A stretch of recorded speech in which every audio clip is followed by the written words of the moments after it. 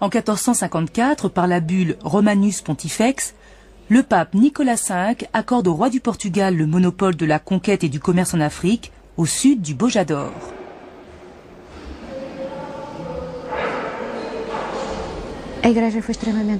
L'Église a été extrêmement permissive. Extrêmement permissive.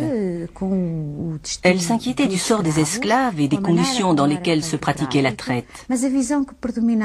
Mais l'idée prédominante était que ces individus entraient ainsi dans la chrétienté. Et à l'époque, civilisation et christianisme étaient deux termes interchangeables. L'Église ne condamnait pas la traite.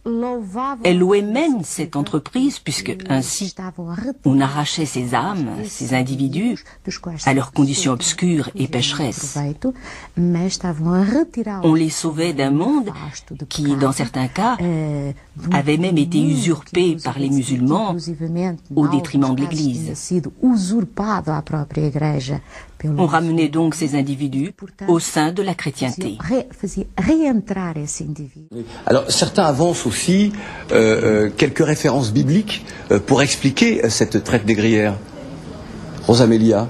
Évidemment, cela a été justifié d'abord avant d'être scientifiquement justifié, cela a été religieusement.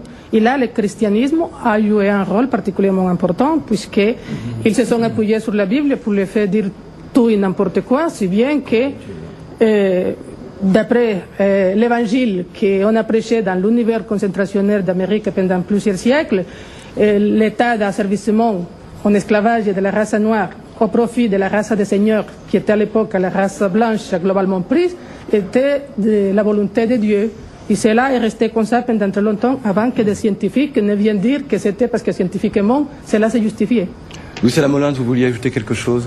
Les grands brigandages de l'histoire de l'humanité commencent généralement dans le pâté dit religieux. Hein. Et là aussi, évidemment, ça a été très commode, étant donné qu'on faisait quelque chose de pas beau du tout, il était nécessaire de le justifier.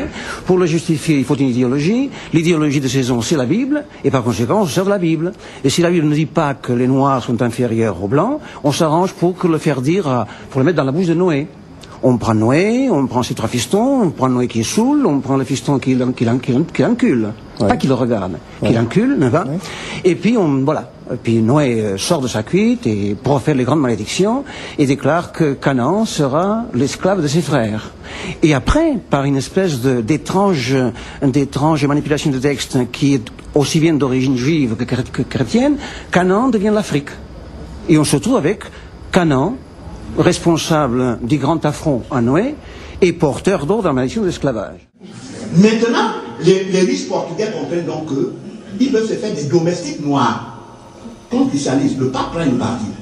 Au XVIe siècle, Lisbonne vit de son fleuve. Au bord du Tage se trouvent les bureaux qui contrôlent le commerce africain. La maison de la Guinée représente un énorme complexe situé entre Ribeira das Naus et Treiro do Paçu.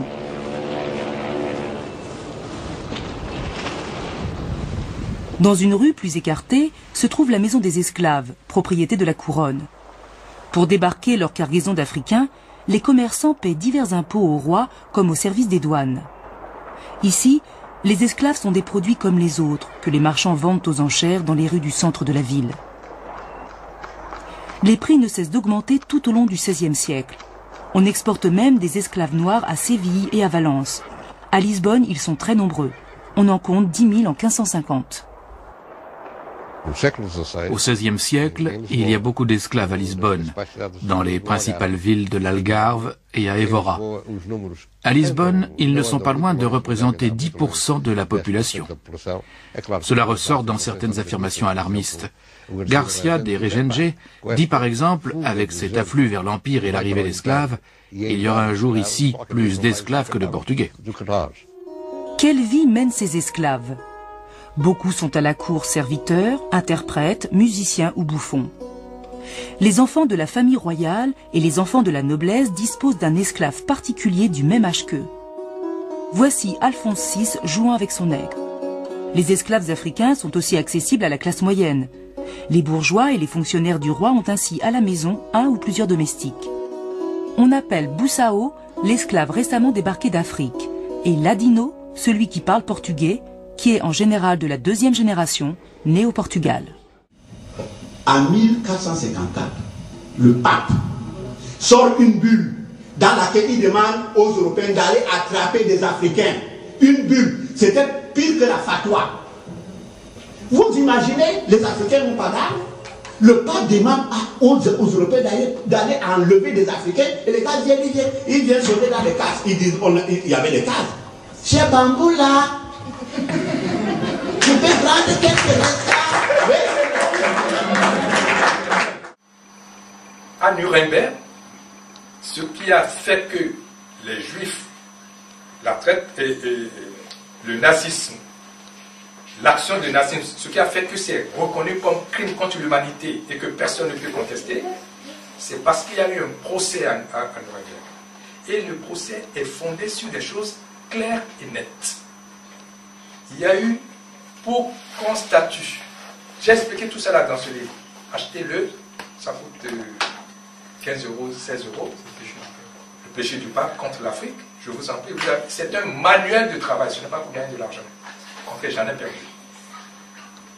À Nuremberg, il était question, pour statuer qu'il y a crime contre l'humanité, il faut qu'il y ait une idéologie stratégique prononcée.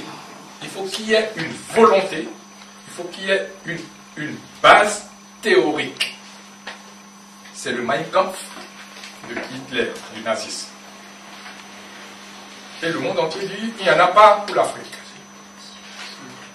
Que c'était pour le commerce. Que les Européens ont déporté les Africains, c'était pour l'économie. Et que les Africains eux-mêmes se déportaient, ils vendaient les leurs, ainsi de suite. Mais j'avais, moi, depuis 1977, j'avais la bulle du pape dans ma poche. Je cherchais, parce que c'était explosif. On me tuerait. Dans le livre que j'ai sorti en 1994, j'ai sorti juste une phrase du pape, mais je n'ai pas donné la totalité. Il y a eu des prêtres, séminaristes camerounais qui sont venus me voir, m'ont dit que c'est faux. J'ai dit, mais vous avez... Ils disent, oui, si c'était vrai, pourquoi vous ne sortez pas la totalité? Il y a un ami à moi qui est membre important du COFAD, Hilaire Ndjolé, qui est camerounais. C'est lui qui a fait venir les prêtres. Ils ont tout fait, ils ont dit, si vous avez la bulle, pourquoi vous ne la publiez pas? J'ai pris mon temps. Je vous dis ça pour que sachez prendre votre temps. Nos parents ont souffert 5 siècles. Et quelle souffrance, c'est autre chose. Prenons notre temps, mais il faut que tout ceci se base sur du savoir, la connaissance. Au tribunal de Nuremberg, il y a eu Mein Kampf de Hitler. Ce qu'ils ont caché à l'humanité jusqu'à ce que j'ai publié ce livre, la question que vous, les chercheurs, vous, les jeunes, vous devez vous poser, comment se fait-il qu'un document de cette ampleur soit méconnu jusqu'à ce que Hassanif Assassi le publie en 2002. La bulle du pape, Nicolas V, qui a été... La bulle veut dire un décret, confessionnellement, qui a été publié. Dans cette bulle de 18 pages, ce n'est pas 18 lignes, 18 pages, le pape Nicolas V indiquait dans les détails le pourquoi il faut aller déporter les Africains, comment les déporter, qu'est-ce qu'il faut faire si quelqu'un veut leur apporter secours. Il a donné dans les menus. Christophe Colomb avait 1 an, en 1454. Christophe Colomb avait 1 an, il n'y avait pas encore le Nouveau Monde. Il n'y avait pas encore les Antilles. Donc ce n'est pas pour des questions de commerce. Il a donné les raisons, vous avez les raisons dans ce livre. Histoire économique, c'est comme si, par exemple, quelqu'un a commis un meurtre, quelqu'un qui a tué. Et pour avoir un alibi, la personne va tout de suite dans un magasin il va voler quelque chose pour avoir la Libye. Il préfère être condamné pour vol que d'être condamné pour meurtre. Tout ce que l'Europe nous sort aujourd'hui pour dire c'est pour la canne à sucre, c'est pour l'argent, tout ça là, ils préfèrent qu'on dise qu'on a déporté les Africains pour l'économique, plutôt que pour la question fondamentale, la domination, la civilisationnelle. Et tout est expliqué ici. Donc, on a dépassé, je crois bien, parce qu'aux États-Unis, au Bénin, il y a encore une semaine, j'étais avec le président du Bénin, Mathieu Kérékou, ici, il a pris l'avion, et je l'ai appelé ce matin. Ils suivent très bien ce que nous sommes en train de faire. Ils savent ce que je vais déclarer. Je l'ai déjà déclaré sur Média Tropique Africa numéro 1. Ça va être diffusé mercredi ou jeudi. Je vous donne la primeur ici. Et la traite négrière a été sous-tendue par une idéologie qu'on appelle la bulle du pape. La bulle du pape, Nicolas V, elle est là. Donc, c'est fondamentalement idéologique. Ce n'est pas économique. En 1454, au XVe siècle, un pape, ça veut dire que le décret de l'Église. Et personne ne peut me faire croire que ces gens-là iraient demander aux rois africains qui ne sont pas armés, écoutez, vendez nouveau. On ne leur a pas dit d'aller acheter. Le pape leur a dit allez les prendre. Au XVe siècle. C'est-à-dire qu'à cette époque-là, on ne se permettait pas de parler du pape n'importe comment. Bien. C'est la première chose.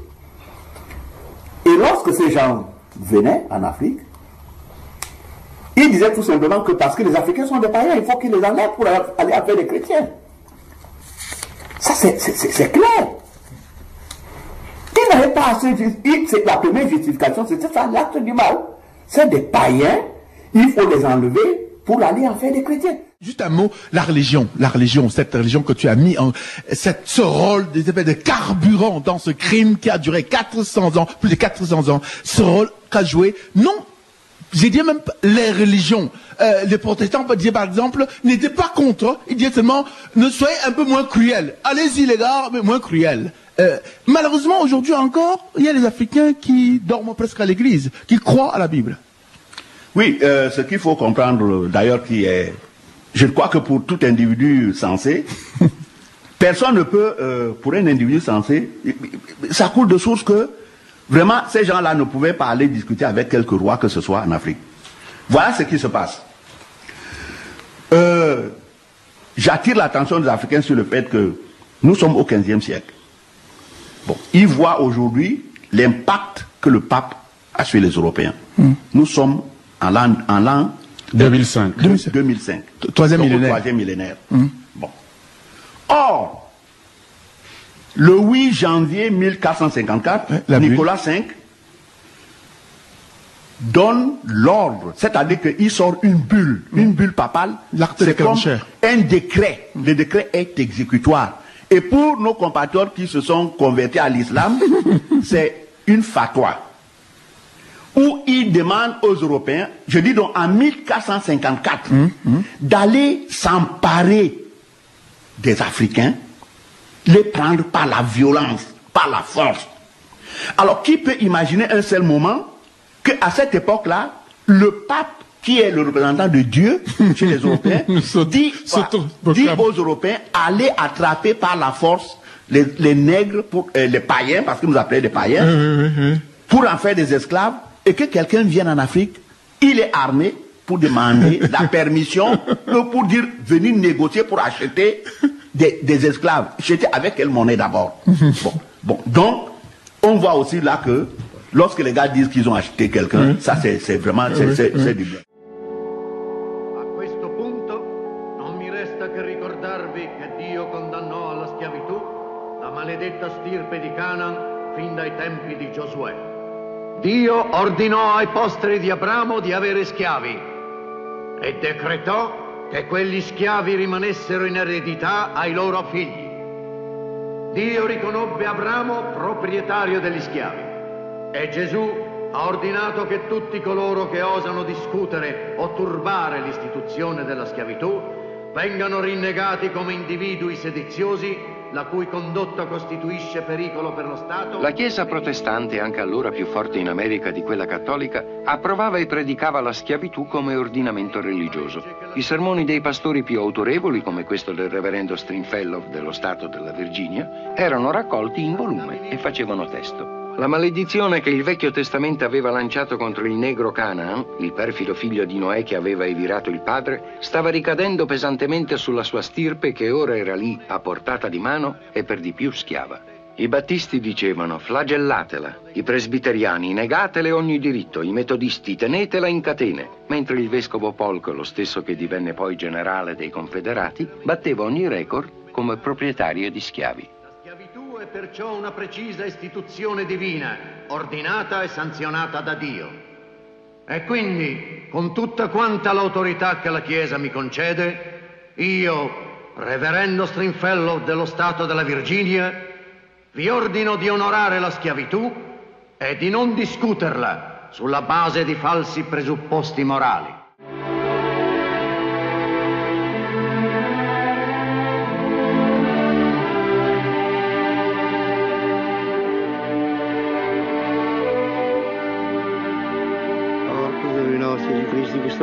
Cominciavano appena allora a sentirne parlare e già quel Dio bianco che prometteva un paradiso senza più servi e padroni li affascinava. Sembrava uno di loro, era stato offeso, frustato, crocefisso e per tutta la vita aveva mangiato nello stesso piatto dei poveri. Cambia il piattino, figliolo.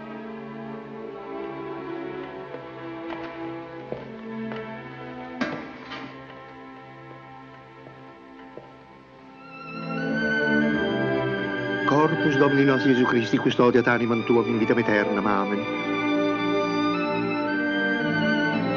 Corpus Domini nostri Gesù Cristi, custodiat animam tuam in vitam aeternam. Amen.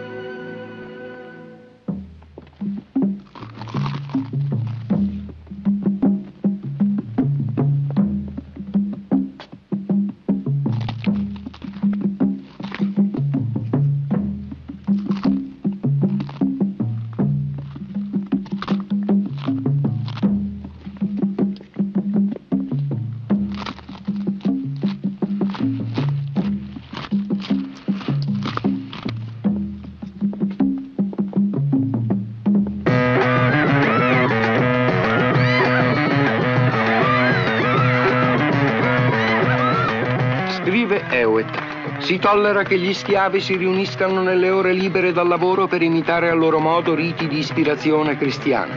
L'esperienza insegna infatti che quanto più uno schiavo è religioso, tanto più è tranquillo, umile e rassegnato. La legge prescrive tuttavia che a sorvegliare e a moderare tali riunioni ci sia sempre un bianco.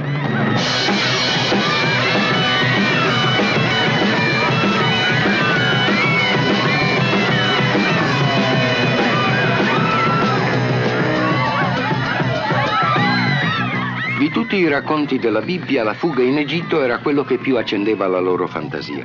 Si erano talmente convinti che quella storia li riguardasse personalmente che la disegnavano sui muri. L'Africa era la Palestina, l'oceano era il Mar Rosso, i pescicani erano i faraoni, gli egiziani erano i padroni bianchi. Tutte quelle fantastiche analogie tra la loro oscura avventura e la fuga del popolo eletto verso la terra promessa li suggestionò talmente che cominciarono a fuggire al ritmo di 5.000 l'anno. Fuggivano sempre verso i fiumi e le paludi, perché attraverso l'acqua erano venuti e attraverso l'acqua pensavano di ritrovare la libertà.